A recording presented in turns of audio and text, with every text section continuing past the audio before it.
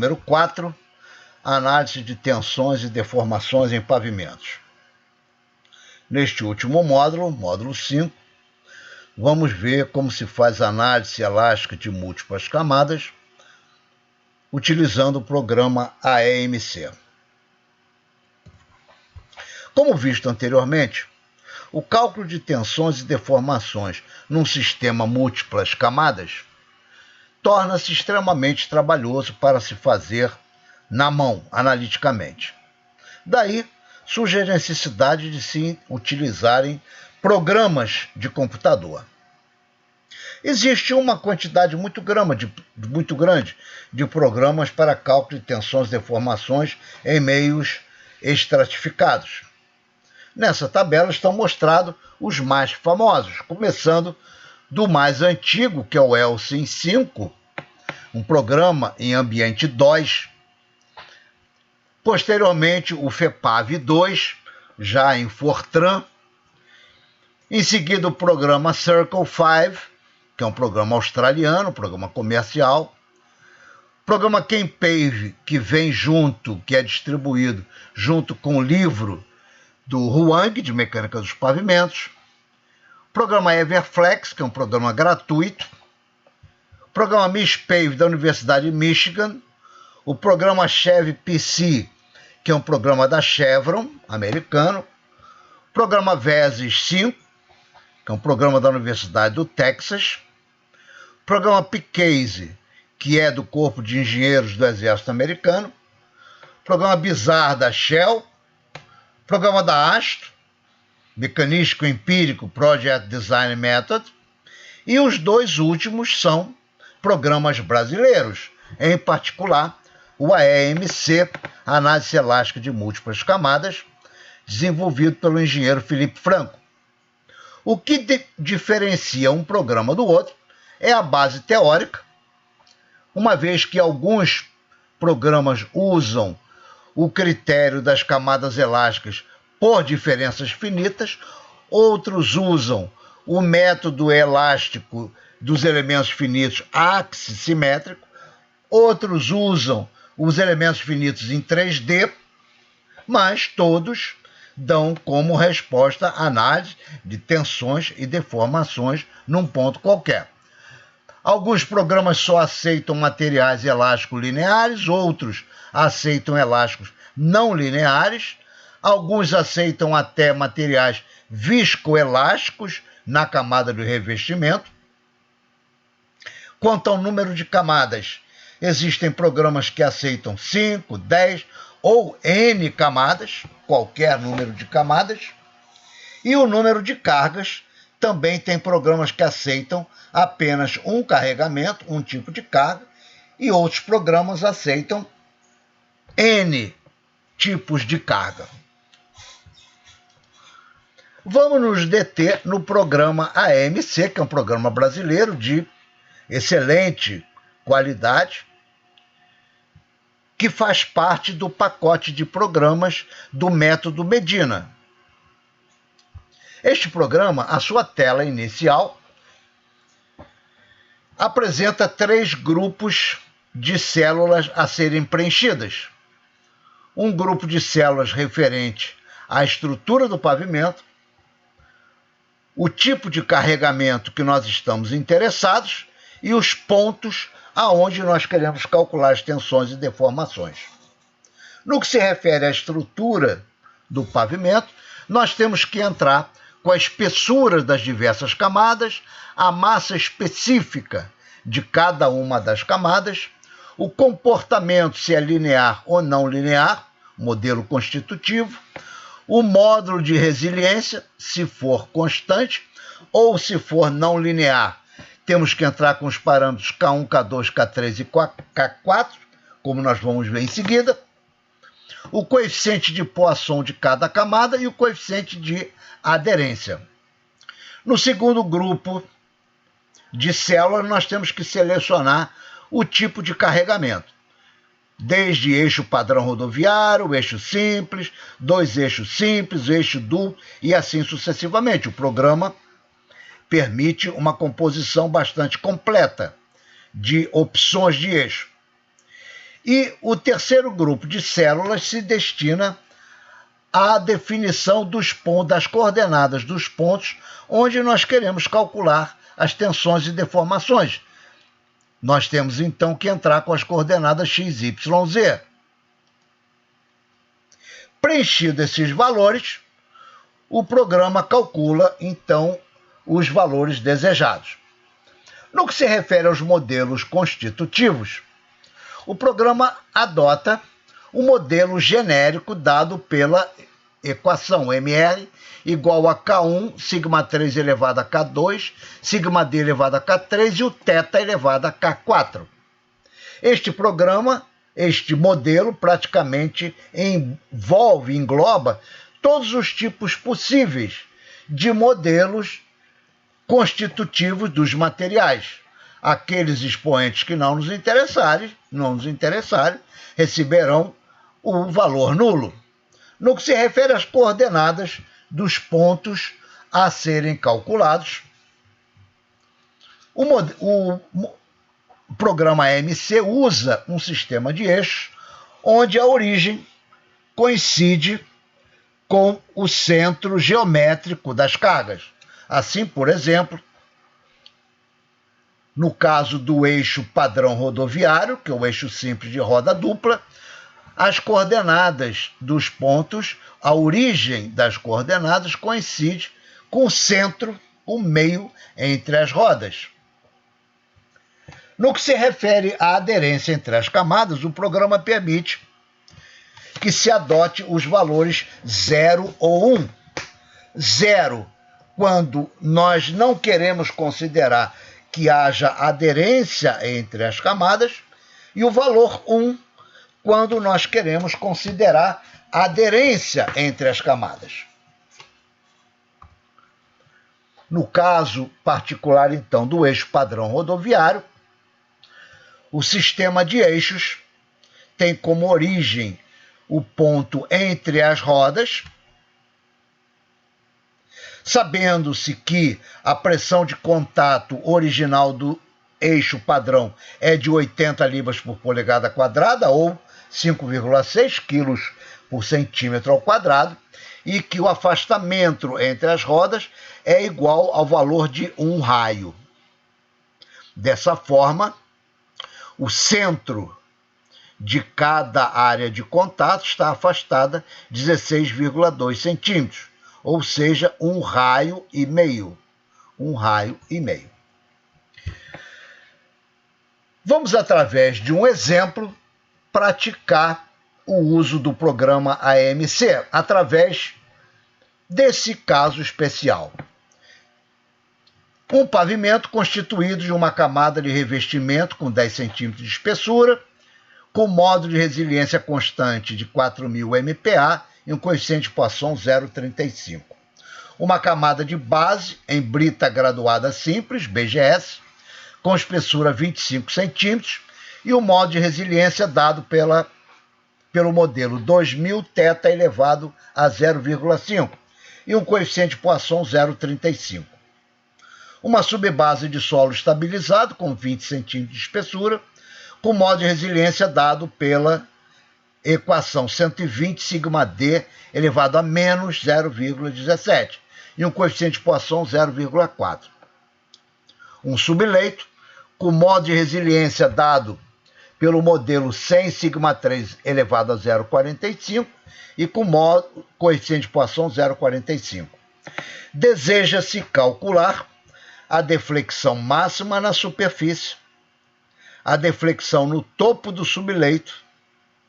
Então, a deflexão máxima na superfície, a deflexão no topo do subleito, a distribuição das tensões horizontais no revestimento, então, as tensões horizontais ao longo do revestimento, a tensão vertical no topo da base, então, a tensão vertical no topo da base, e a tensão vertical no topo do subleito. Admitir o revestimento não aderido à base. O revestimento não aderido à base. As demais camadas aderidas. Vamos então preencher os dados referentes à estrutura do pavimento. Primeira camada, camada de revestimento com espessura de 10 centímetros, massa específica 2,4, este é o valor default adotado pelo programa, 2,4 gramas por centímetro cúbico, que é um valor médio de concreto asfáltico. Comportamento nós vamos usar como linear, com módulo de 4.000 MPa, que é o dado do exercício.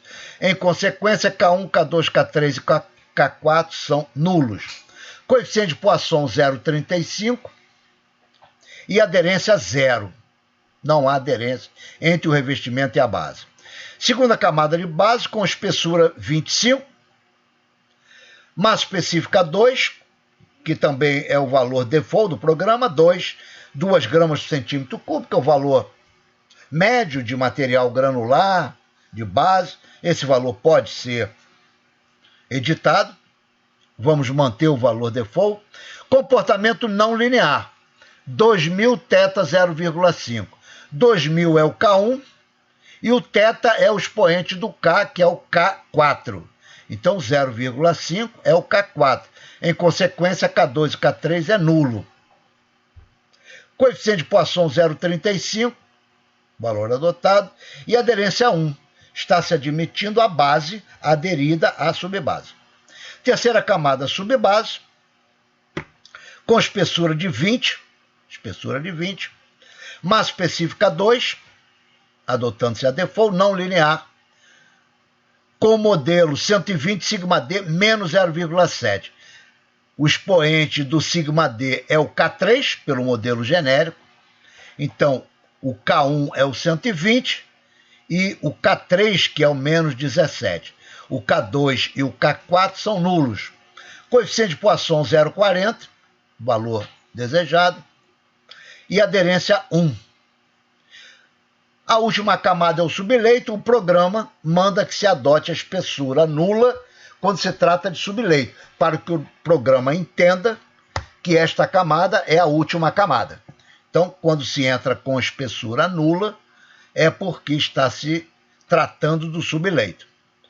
A massa específica, vamos usar a default 2.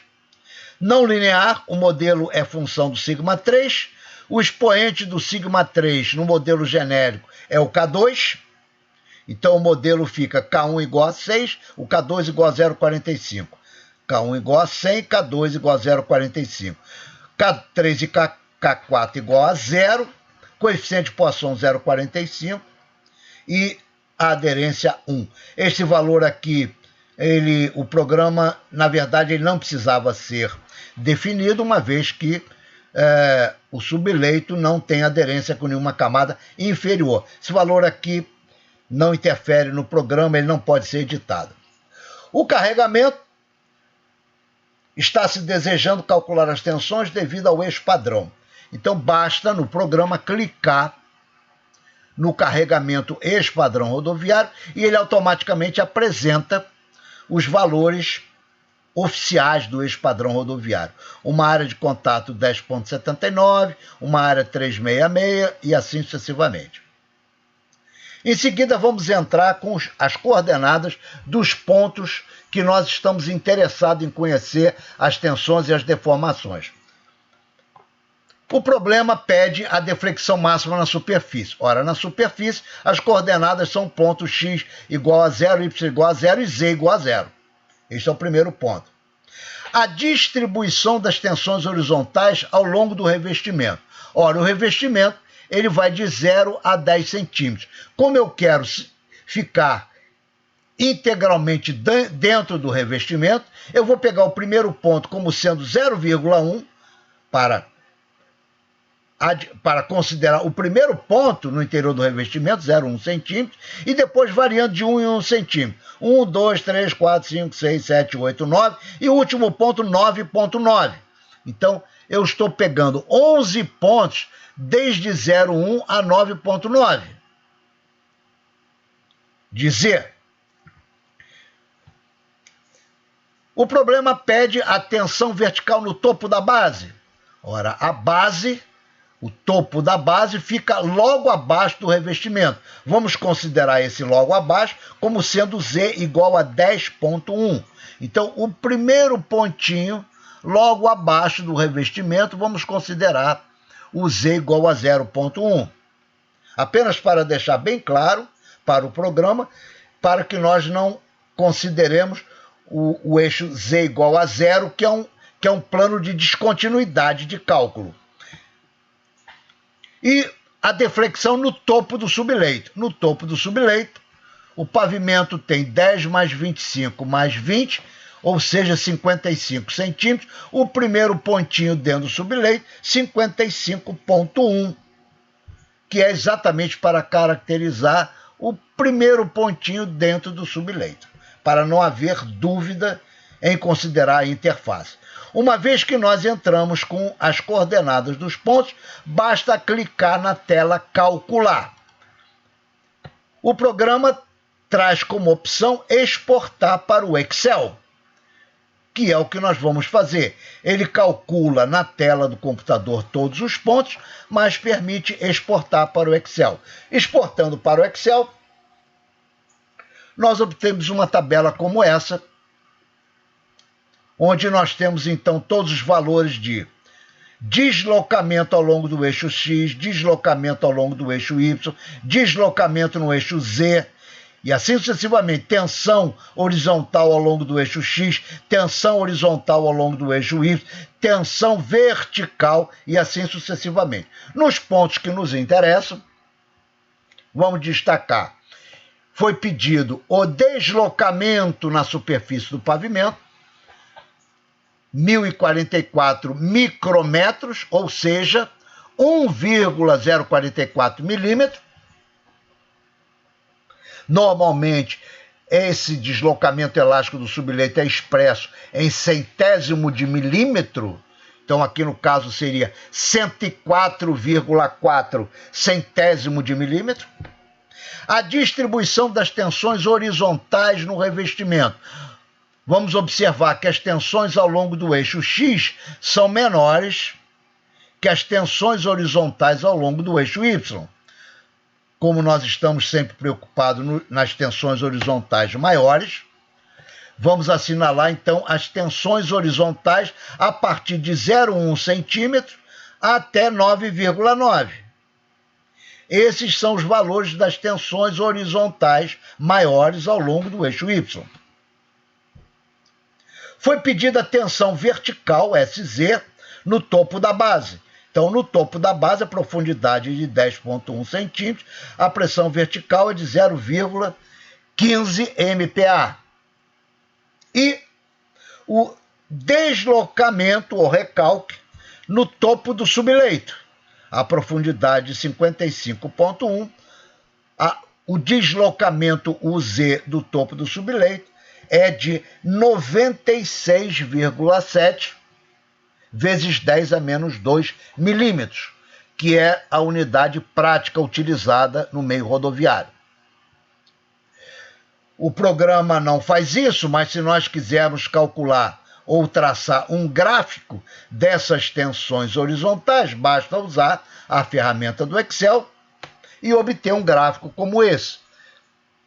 Assim, ao longo da espessura do revestimento, até o seu eixo neutro, as tensões são de compressão, com valor máximo em torno de 0,7 no topo do revestimento e chegando na fibra inferior do revestimento com uma tensão de tração. A convenção adotada pelo programa é de compressão positiva e tração negativa. Daí os valores de compressão positiva e tração negativa. Logicamente que nós estamos com um meio elástico, então a distribuição de tensões é linear. Com isso,